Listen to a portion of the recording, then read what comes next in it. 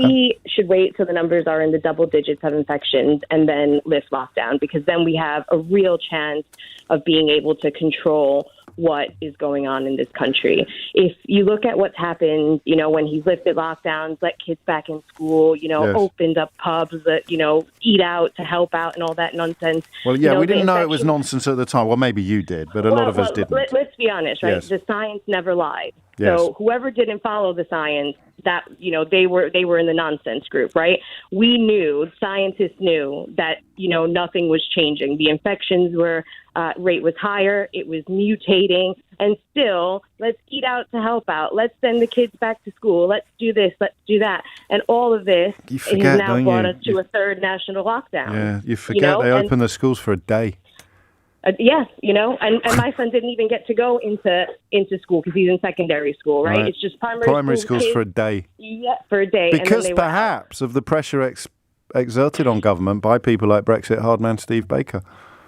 But the thing is, right, Brexit hardman Steve Baker isn't a scientist, right? And that's well, you say that. I mean, it depends what your definition of scientist is. If it's someone with scientific qualifications, then no, Brexit hardman Steve Baker is not a scientist. But if it's someone who licks his finger in the morning, sticks it out the window and claims to know better than the scientists, then I'm afraid Brexit hardman Steve Baker is every inch a scientist.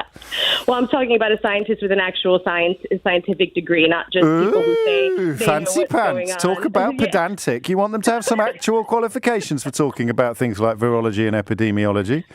Well, that's the only way to get through it, right? Is if you actually follow the science and listen to the people who know what's going on. Well, I think you'll find that Brexit hardman Steve Baker is a great fan of just believing in stuff and then believing in it hard enough, and eventually it will come true. Like the fact that we have seen the disappearance of red tape for small businesses. There's no border in the Irish Sea, and Northern Ireland is at the absolute front of the queue of people celebrating all the tangible benefits of Brexit, just as he told us to believe would happen. So, I'll stick up for him as far as needs be. So the current number, yes, to stop laughing at my very serious points.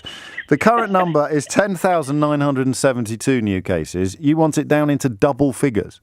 I mean, how else are we going to control this? But you mean double figures as in less than 100, fewer than 100? Yes. Yeah. Yes.